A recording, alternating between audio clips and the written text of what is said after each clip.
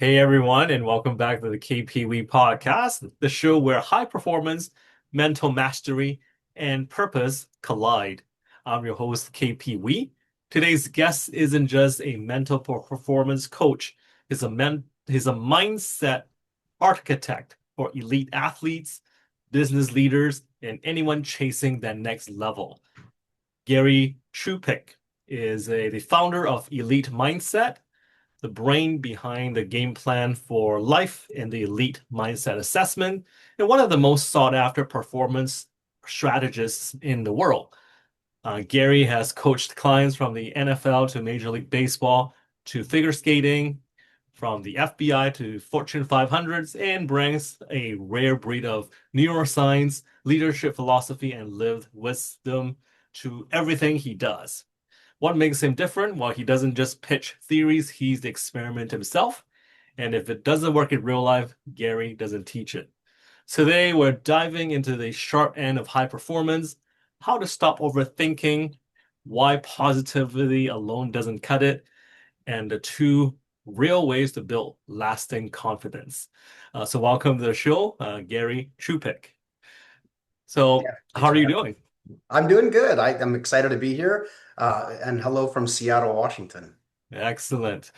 Now, for the viewers, you can see that, well, I can see it. You're wearing a Saskatchewan Roughriders CFL hoodie there.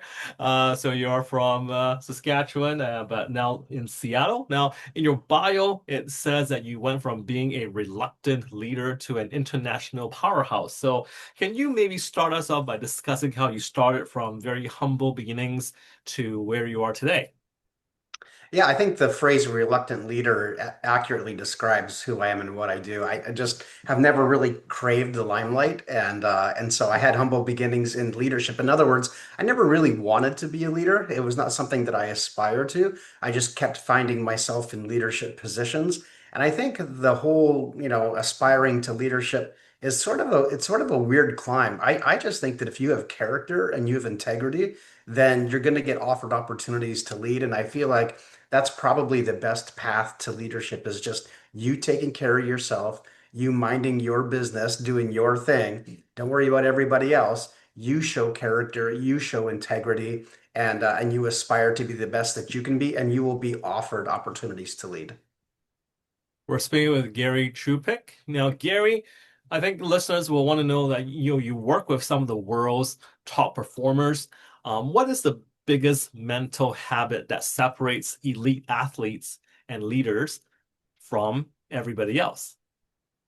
Well, it's really interesting when you think about high performance. When you think about, let's say, an NFL football player, they have this rhythm that they have to their day. I like the word habits, but I like the word rhythms better because I think sometimes we have sort of a negative, visceral reaction to the word habits or discipline. But if you think of them in terms of rhythms, then you can kind of understand what makes somebody really good at something. In other words, if you think about an NFL football player, they get up at the same time. They get in their car and they drive to the practice facility at the same time. They have their team meeting the very first thing.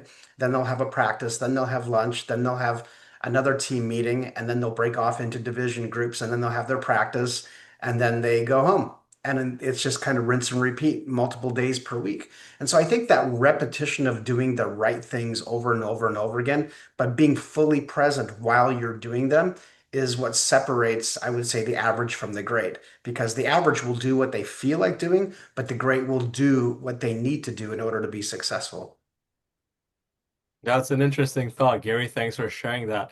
Now, often we think of like, we listen to or we hear popular phrases and things that we believe to be true. In other words, like I'm calling them myths, right? So, what is a mindset myth that is still widely popular, that is still people like talk about, but totally ineffective in high performance settings?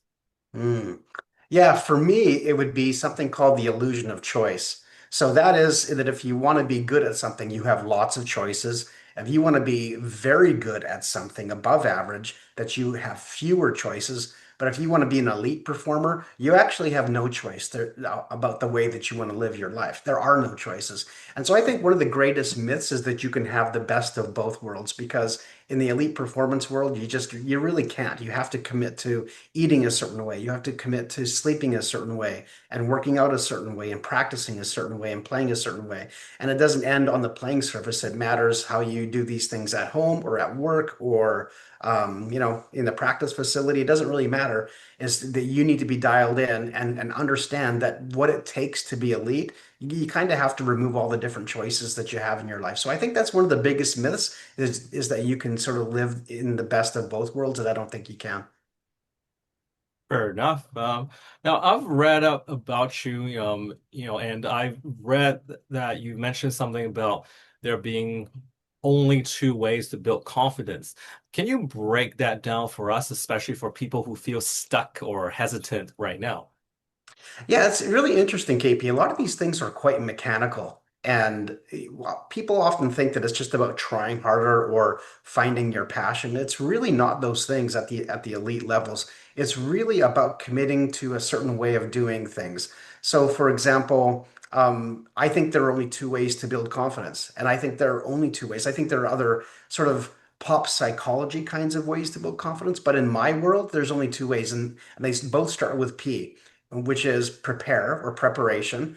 If you're not prepared for something, you're going to be less confident, period, end of story. So if you're going to give a speech on a platform tomorrow, if you haven't prepared for it, you're probably going to feel pretty nervous. So preparation is the first one. The second one is prove it.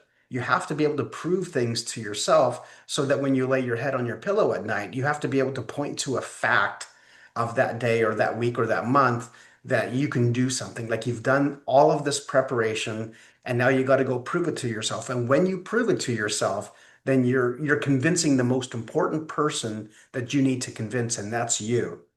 So it's preparation and proven. Everything else, I think, is kind of like a faux confidence. That's outstanding. That's a very that's a very um, strong way of helping listeners remember the two P's. Thank you for explaining that in that way. And I think it's easily relatable if we stop and think about. So that's excellent. Now, of course, in sports or in business, there are those who kind of hesitate and not be able to make the right move or make the right play. So what would you say is the real cause of hesitation in sports or business, and how do you coach somebody through that? Mhm. Yeah, hesitation is, I mean, the worst of it is that it's deadly. So you can get in a real accident if you hesitate. And on a lesser scale, you miss opportunities when you hesitate. So I think when you hesitate, it shows or reveals a lack of confidence in yourself that you can accomplish something. And so removing hesitation from someone's game is so critically important.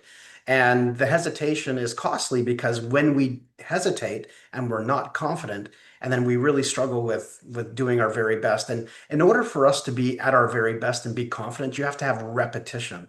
And so you have to get so comfortable with repetition. Think of a tennis player who's hitting a particular shot over and over and over again. It's the repetition and the muscle memory that allows them to get so good at what they do. But without that muscle memory or that just sort of that confidence in your shot, then you hesitate and then your shot goes a little wonky and then you're not the player that you could be. We're speaking with Gary Chupik. Now, speaking of tennis, or it could be any sport really, um, somebody that consistently loses, maybe they might have this fear of failure. So how would you help someone reframe failure so it becomes fuel and not fear? Yeah, such a good question. So for me, nothing feels better than progress. So even when you fail, you can be making all types of progress. For example, if you do a really good job of evaluating your performance when you failed or you've lost, then that's progress because you're now sort of assessing or you're creating a feedback loop for you to get better the next time you go out. And so to me, it's all about making progress. And if our attitude is just how can we constantly get better, you're going to naturally get very good at what you do because you keep making progress. There is no real destination. It's not like you ever really arrive. I mean, even Nick Saban, who was coach at Alabama at the time, said that the greatest enemy of winning is winning. Like it actually makes you think that you've arrived, but you haven't. It's just been the next step. And so you have to get on to the next thing. So I think in the same way, constantly making progress, no matter how small that it is crucial to reframing failure because if you don't reframe that failure, it'll eat you alive and you'll sort of be stuck in your own head with your thoughts. But we want your thoughts to be outside of yourself. Fabulous. We're speaking again with Gary Chupik, a mental performance coach based in the Seattle, Washington area. Now, one of the things you mentioned was the idea of overthinking and the fact of, overthinking is costing you is something that you teach. Why do you think so many high performers fall into that particular trap? Well, I think we live in the day and age of analytics, where, and now the big thing is wearable technology for athletes. In fact, I was at the University of Oregon football team about a year ago, and the amount of equipment and wearable tech that goes on in that facility is remarkable. And so we get obsessed with this wearable technology and the analyzing things. But there's a kind of a point where it gets to be counterproductive, and especially for an athlete. And the athlete just needs to be able to play instinctually. They have to trust their training and they have to trust their plans that they make or their game plan, but they also need to trust their instincts. And not trusting your instincts is could be the difference between being, let's say, an average player and a really good player. So the ability to let go of your thoughts, the ones that are not producing something good in you, and redirecting your thoughts to productive ones, and sort of putting up guardrails in your mind about the kinds of thoughts that you're allowed to think while you're performing. And if you can control your thinking to that degree, it's pretty powerful. So I kind of feel like thoughts and feelings are like sheep that have to be sort of penned in. So you have to gather them a little bit and pen them in, but you're the one that gets to create the fences. So if you create narrow fences and you really narrow your thoughts, but they're thoughts that help you produce a favorable outcome, then there's nothing wrong with that. That's what we actually want to do. We need to simplify your thoughts so that you can play instinctually. So having all these different things in sports in the modern world, I guess that's actually not that could be a detriment, really. Exactly. It's like going into the film room and studying and overstudying, and to the point where you get out on the field and now you're distracted by all these small types of pieces of information, this minutia, and it's not helpful to you. What you really do need to be doing is concentrating on the next pitch.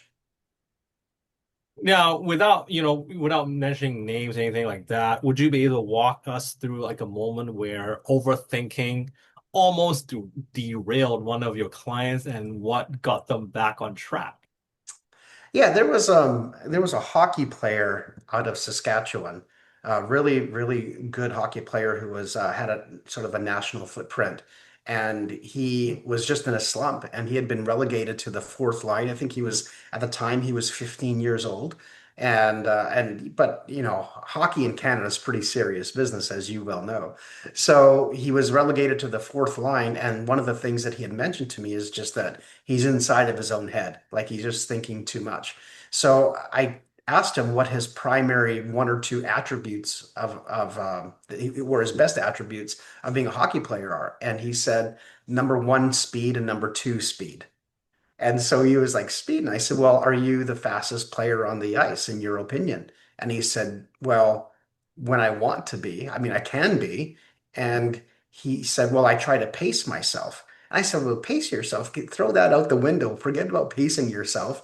And so he's overthinking it, right? And pacing yourself is sort of a future oriented thought. Like, I might need this energy down the road or in the next period or in the next shift. And I was like, well, what would happen if you were just the fastest player on the ice every shift? Because every one of the players that's out there, they're playing on their fourth and fifth shift as well. So what if you were just the fastest player every shift? And he was like, okay, I'll try it. Well, this guy, because we simplified his thinking to just be all about the speed, He went from the fourth line, and his coaches noticed. He went to the third line. Coaches were impressed, went to the second line because he's scoring all of a sudden. And now he's on the first line. And then he leads his team in scoring in the playoffs. So I think simplifying the thought processes and just like focusing on your strengths as an athlete is what's necessary. Because if you think about it, most athletes play at at their level, including professionally, because of their strengths, not their weaknesses. You can mitigate your weaknesses or bring those up, but it's really your strengths that make you the player that you are. So it's like, well, why not tap into the best part of you and the best part of your game on a consistent basis? So his scoring went up, his playmaking went up, his disruption, his defensive game went up because he was just flying around the ice. So there's an example of someone who was overthinking that caused hesitation to the point where it diminished his game. However, to reframe all of that and refocus him on the strengths of his attributes really made a massive difference in his game. And that's an excellent example. Thanks for sharing that one, Gary. Again, we're speaking with mental performance coach Gary Chupik.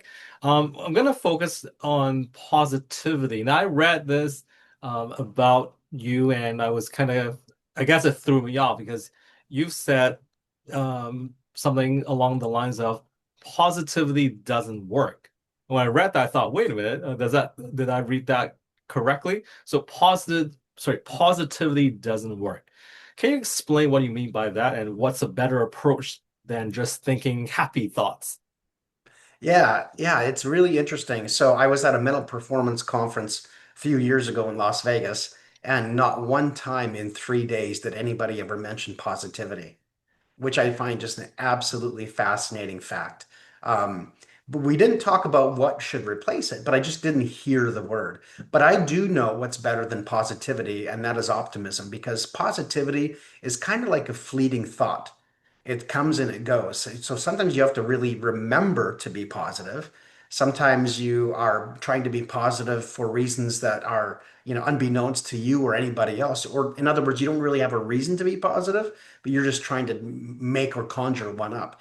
And you could tell lies about it. You can be like, well, I'm good enough, and if I just think positive, I can do this. Well, maybe you can't. Maybe you can't do that. I mean, if you were going to say, Gary, I'm going to, jump out of an airplane and with a parachute and you're all positive about it, but I'm going to say, KP, have you ever done that before? And you say no, because you haven't given yourselves any reasons to be optimistic about it, then I'll be like, well, maybe you should go get some lessons first. However, so even though positivity does work maybe in the short term, it definitely is not a long-term strategy. Optimism is the long-term strategy because optimism always requires a reason to be optimistic. So are you giving yourself reasons to be optimistic that you can jump out of that plane? And if you say, well, Gary, I've gone through 4 training sessions and I've been on the back of somebody else doing it. I feel comfortable enough to do this. I'll be great. Your optimism is justified. But if it's not justified, the positivity, if you're just being positive, the positivity isn't justified, then it becomes dangerous. Okay, that's thanks for breaking that down for us. I understand also you have background as a minister. Correct me if I'm wrong, but how does your background as a minister shape your work as a mental performance coach? Yeah, I appreciate that. That's a very interesting way and sort of like connection to coaching. So when I was a pastor for 28 years, one of my primary modes of helping people get better is to be able to coach them and not tell them the answers, but coach them through. So just asking a lot of questions and helping people thinking, helping them come to their own conclusions. So that really kind of set me up for the mental performance world in a powerful way. And the other part of it is that I think that there are 4 parts of the human, consciousness, I would say, or 4 parts of every human. Number one is your physical body, there's your mind, there's your soul, and your spirit. And if we negate or ignore the spiritual side of somebody, then it feels like you're like an athlete playing with 3 limbs instead of 4. And it's hard to win a game just, sending every athlete out there with 3 limbs. So in other words, I think spirituality has an ability to help us become better athletes and better people. And why not tap into that if it's available to us? Because I think there are hidden treasures of performance when we understand the spiritual side of things. And so someone might say, well, Gary, I'm not a very spiritual person. And I would say, well, that's okay. But everybody asks themselves the existential question, why am I here? And so, if you're asking that question, you could say it's spiritual or you could say it's philosophically existential. But regardless, why are you here? And if you understand and have confidence on who you are and what you're supposed to do in this life, I would think that would help everyone just sort of play a little bit better, maybe play a little bit more relaxed and not be so anxious. And when you're anxious, you tighten up. And so, when you're confident in yourself and in your faith, then I think you play better. Now, of course, Gary, you've worked with NFL players, you mentioned. You've worked with baseball players, Olympic athletes, business executives. Now, and we all learn daily new things. You've worked with all these individuals, these high performers. What is one lesson that you've learned from coaching that surprised even you? Hmm. Oh, yeah, excellent question. I would say I would say it is how much they don't know. Now, it's very strange to say it that way, but let me explain. For example, I had a very wealthy businessman out of Las Vegas that had hired me to coach him for a year. And I remember saying to him, "Hey, did you hear what happened on in the news?" So it was some sort of a national event that went on that just about every human knew about in America. But this guy didn't know. And I was like, "How could you not know? It's all over the news. Like everybody knows this." And he was like, "Yeah, I don't keep track of that." And the thought that dawned on me was he is so intensely focused on getting better in his own craft that he wasn't aware of what was going on in the larger world. And I thought to myself, well, shouldn't he know? Like, shouldn't you know? Shouldn't you be aware of the things that were going on?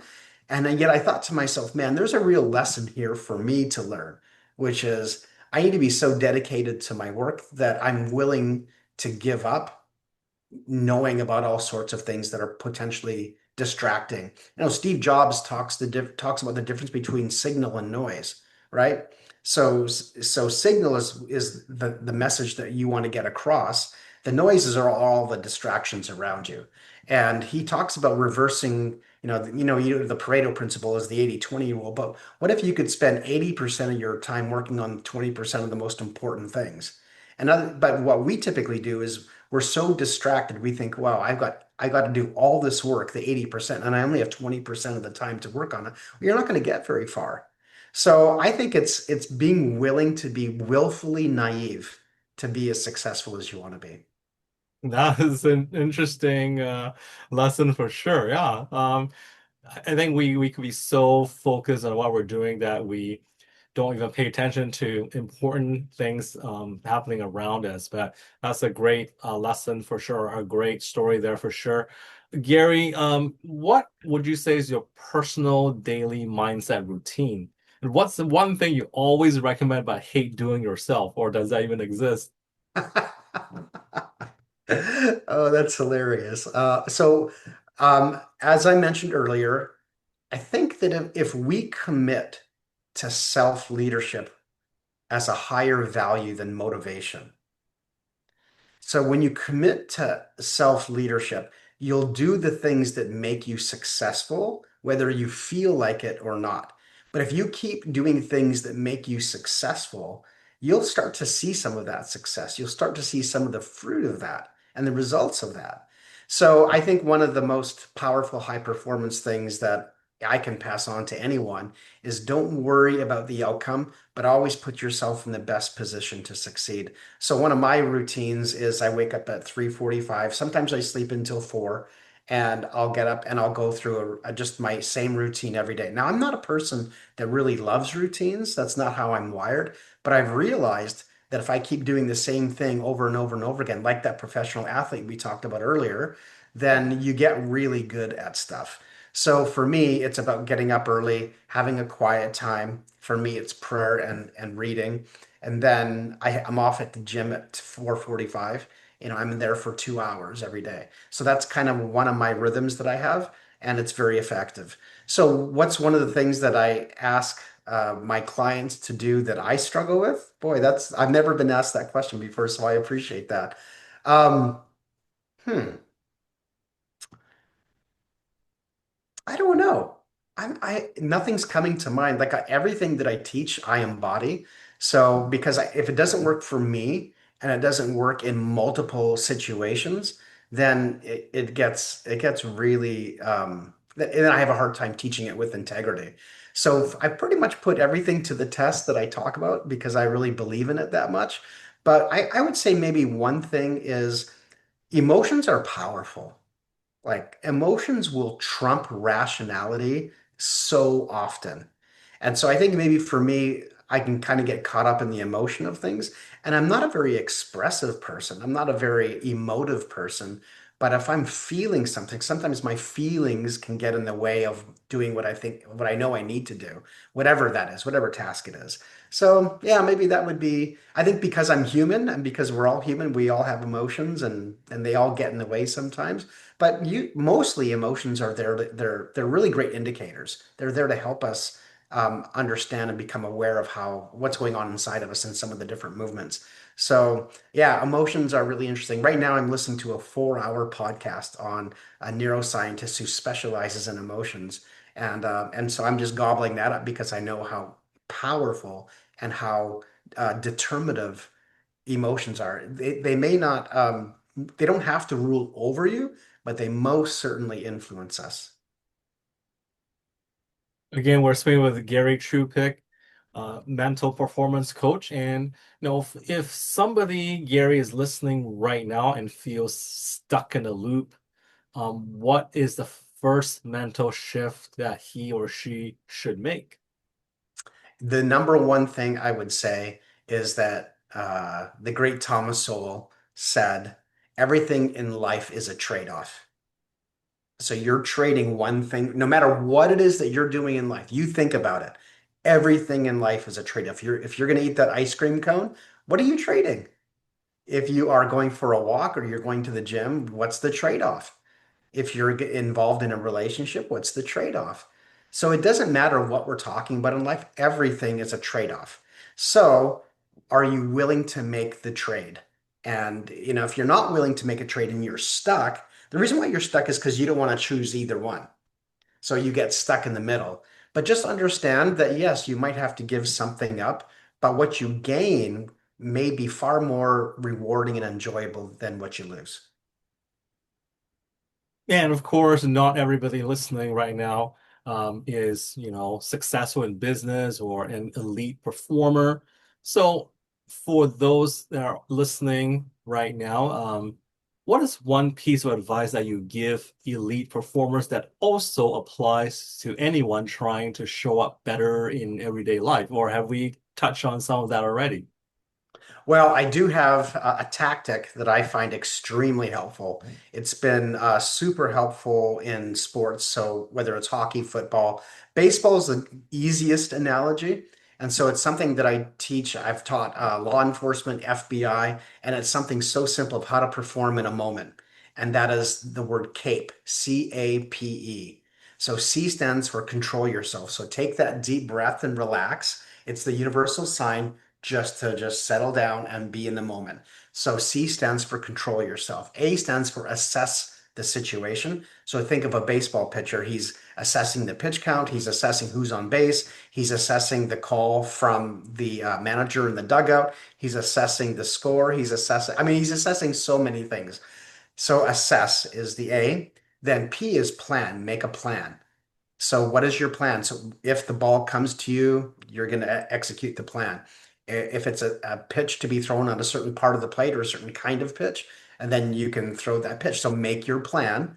And then E stands for execute. And execute has three subcomponents. Number one, it's trust your plan that you just made. Number two is trust your training, because that's why, you're trusting all of the coaching that you've ever gotten.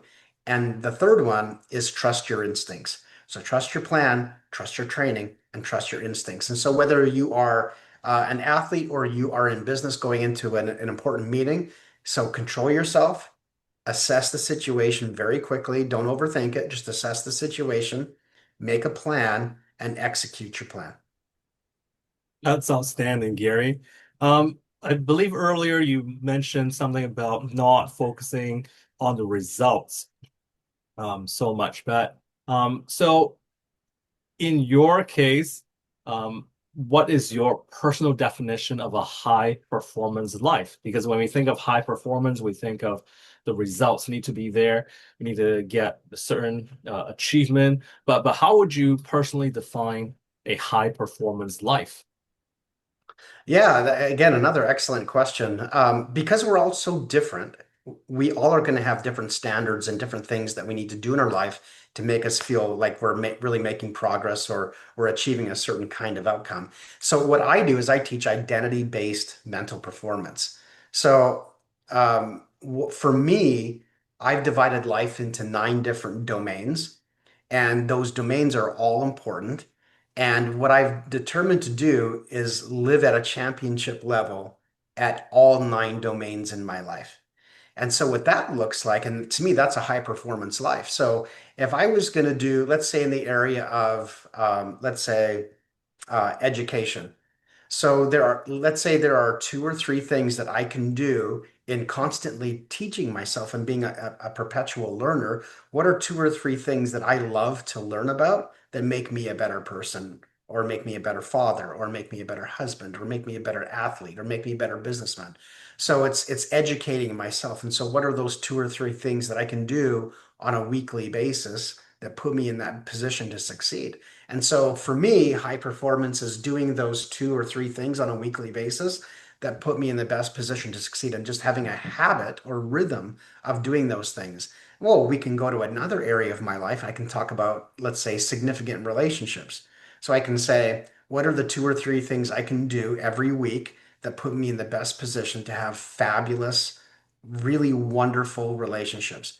So it's connecting, I call it with my wife launching and landing. Every day we want to launch the day in a way that is most ideal for both of us. And then we want to land the day that is most ideal for both of us. And they're not the same. We do it differently.